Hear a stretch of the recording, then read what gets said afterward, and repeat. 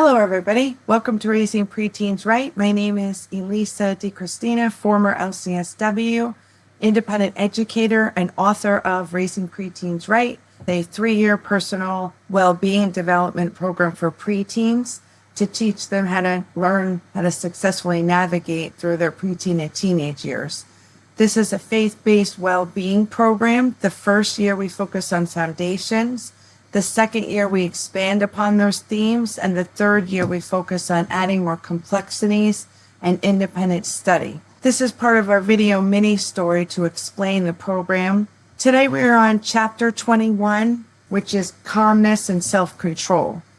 We've certainly seen a rise in the teen takeovers, this viral trend where teens are using social media to orchestrate these gatherings, which may start in good intentions to socialize and get together, but we see that they're often becoming an overwhelming crowd in a public space. There's sometimes looting or vandalism or assaults, and we see these teen takeovers turn into something that is certainly not in the best interest of the public because they often become violent. There's often assaults or brutality to our police force. So teaching our young people to have calmness and self-control is particularly important. Health professionals are concerned about the mental health and aggression of young people, as we see that there's sometimes that psychological distress, cyberbullying. We're seeing dating violence among adolescents as contributing factors to escalations in personal aggression. So we want to be able to teach our young people how to maintain that calmness and self-control from within and change our public discourse, change the way they're having their interpersonal relationships so that they could use critical thinking and more of a respectful, peaceful dialogue without preteens and teens resorting to so much violence. In Chapter 21, we speak to preteens about how to maintain that self-control that drives leadership.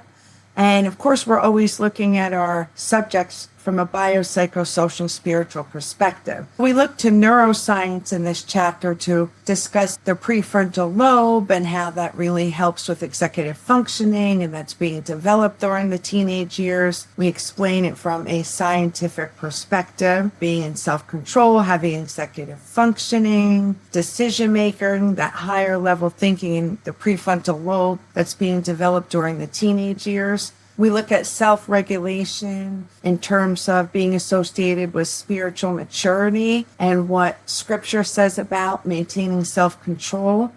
We also speak in this chapter of the differences between the instant reward and external rewards. We've seen the trophies and the instant gratifications on the screens and seeking that external gratification versus what it means to have internal delayed gratification, which we know is healthy and helps one maintain self-control. We want to help our young people build that so that they're not always seeking that automatic instant reward that's external. We're really self-motivating and educating on what it means to have God's peace and calm, what it means to nurture a sense of calm and self-control. What does that look like? What does that feel like?